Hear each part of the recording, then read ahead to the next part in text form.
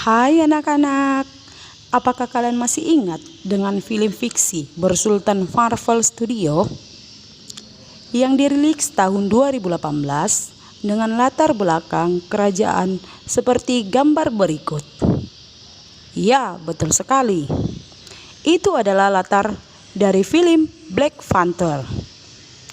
Di film Black Panther ini, wilayahnya yang bernama Wakanda dalam alur ceritanya memiliki keunggulan penghasil logam tertua di dunia, yaitu Vibranium. Dan kalian bisa melihat sendiri kan, negara Wakanda ini berkembang dengan sangat cepat. Tentunya Indonesia juga bisa dong. Mengapa sih?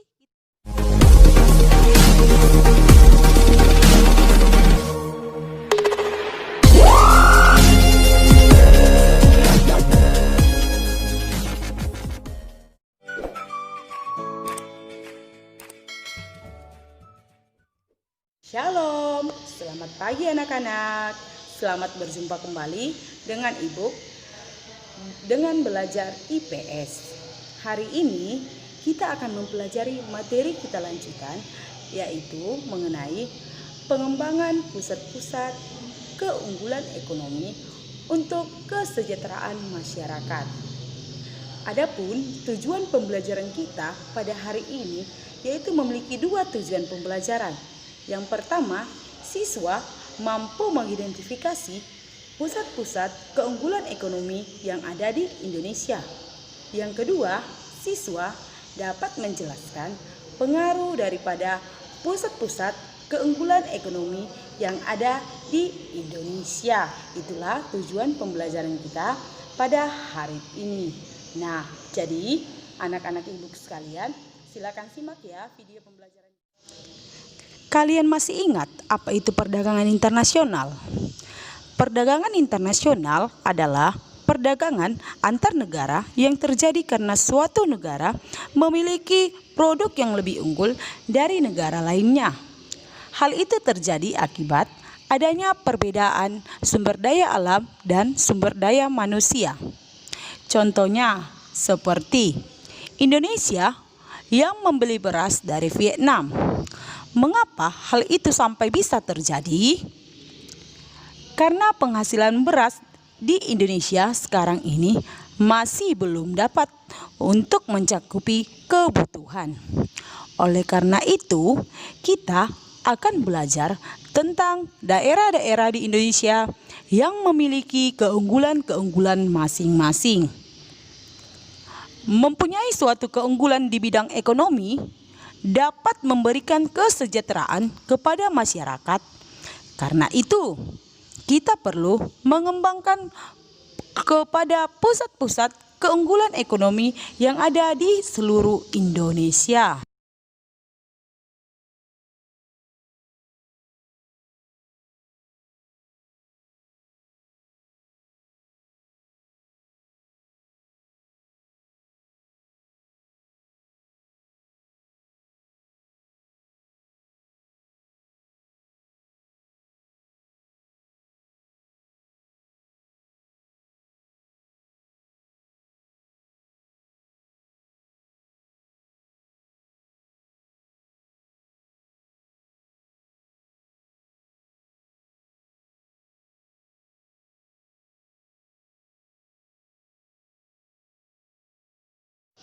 Nah, ya, kalian bisa lihat bahwa pusat-pusat keunggulan ekonomi seperti yang ada di contoh yang sudah Ibu bagikan.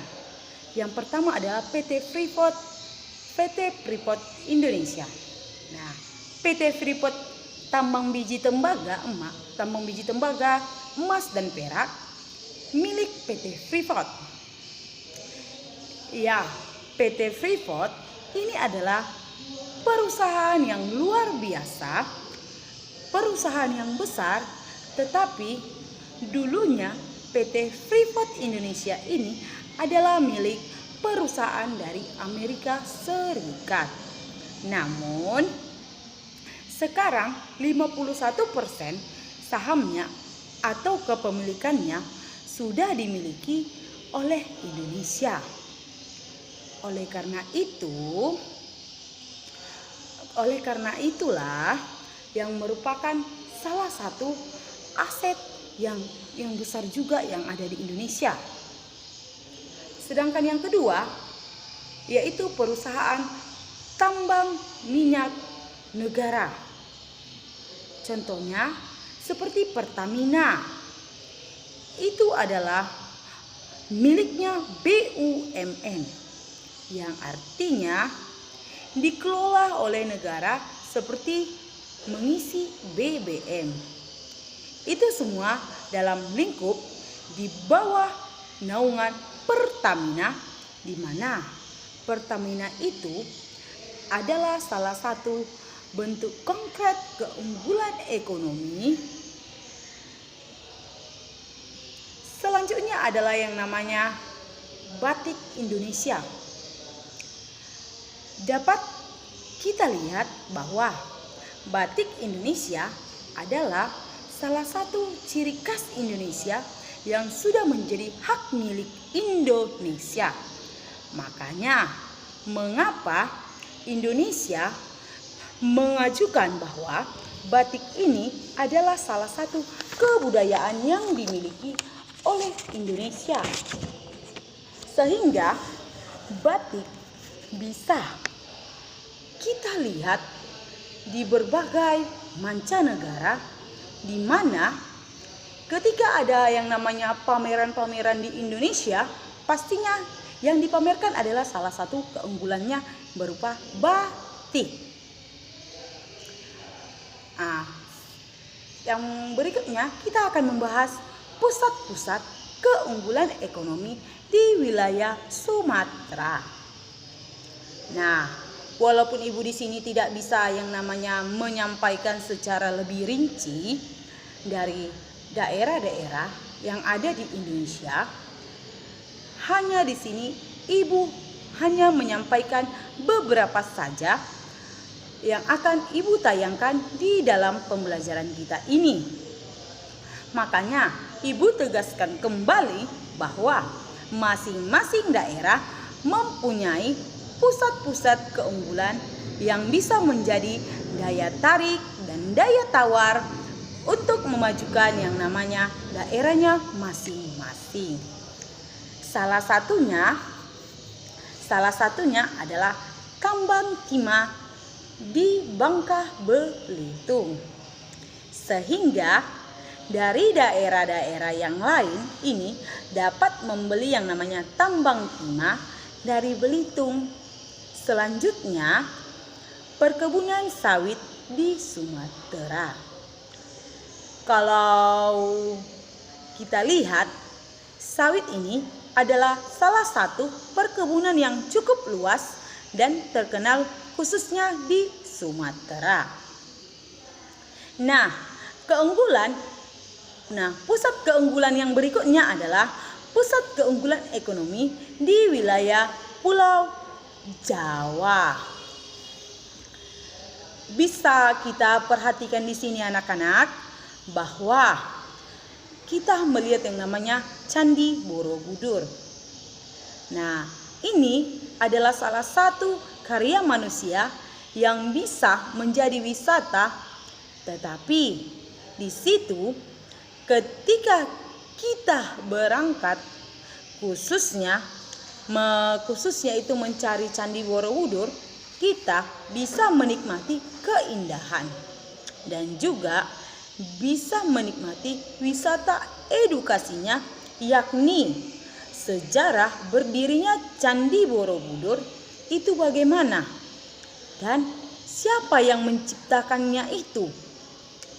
Itu adalah salah satu pusat keunggulan ekonomi untuk memajukan untuk yang namanya pemasukan daerahnya. Ada melalui yang namanya wisata edukasi. Selanjutnya adalah kain batik. Sudah Ibu sampaikan terlebih dahulunya sebelumnya bahwa batik ini juga salah satu pusat keunggulan yang ada di Jawa. Walaupun biasanya lebih terkenal adalah batik Pekalongan, batik Madura, dan beberapa macam-macam batik yang sudah familiar di Indonesia serta memiliki yang namanya ciri khasnya masing-masing. Nah, yang akan kita pelajari, pusat ekonomi yang akan kita pelajari berikutnya yaitu pusat keunggulan ekonomi di wilayah Bali dan Nusa Tenggara. Bisa kita lihat Tanah Lot yang ada di Bali, di mana itu adalah salah satu destinasi yang terbaik di Indonesia, yaitu yang berada di Pulau Bali, atau istilahnya adalah Pulau Dewata. Tidak hanya Indonesia saja, tetapi wisata yang ada di Bali ini juga sudah terkenal di dunia internasional. Ketika orang tersebut sudah mengenal Indonesia, maka orang tersebut juga sudah mengenal Bali.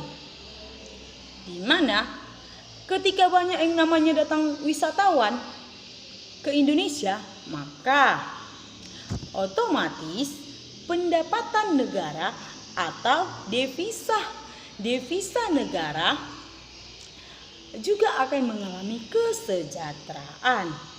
Seperti kesejahteraan.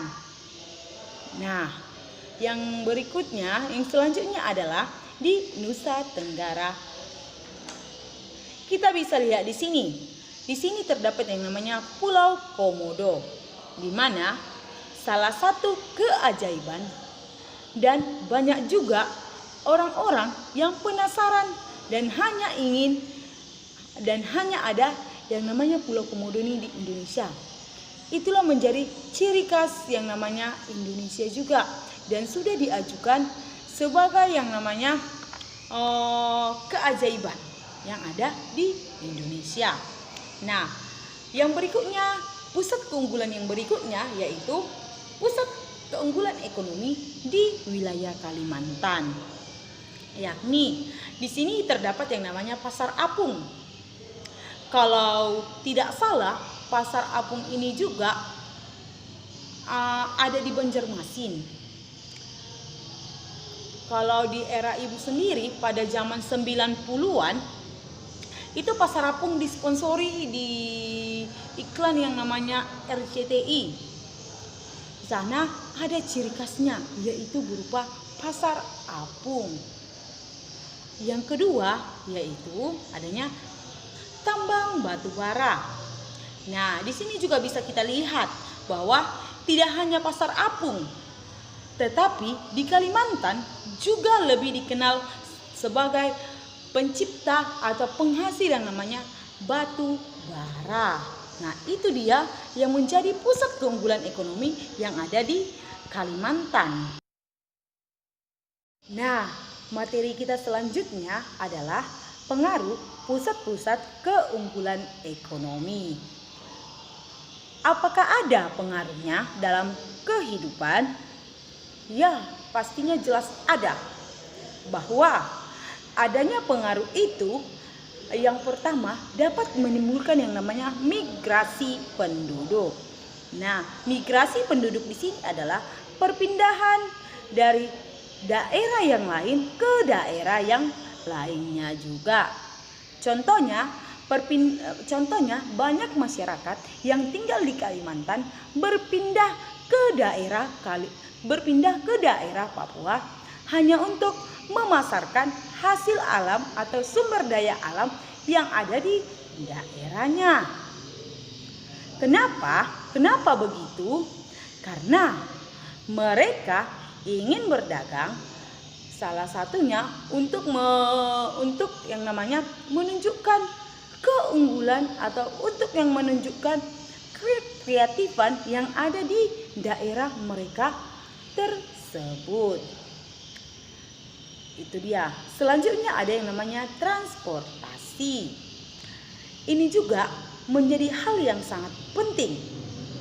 Ketika keunggulan suatu daerah itu dibutuhkan transportasi, yaitu untuk memasarkan pusat-pusat keunggulan ekonomi agar barang tersebut bisa tersalurkan ke daerah-daerah yang lain. Selanjutnya, yang ketiga adalah lembaga sosial ekonomi.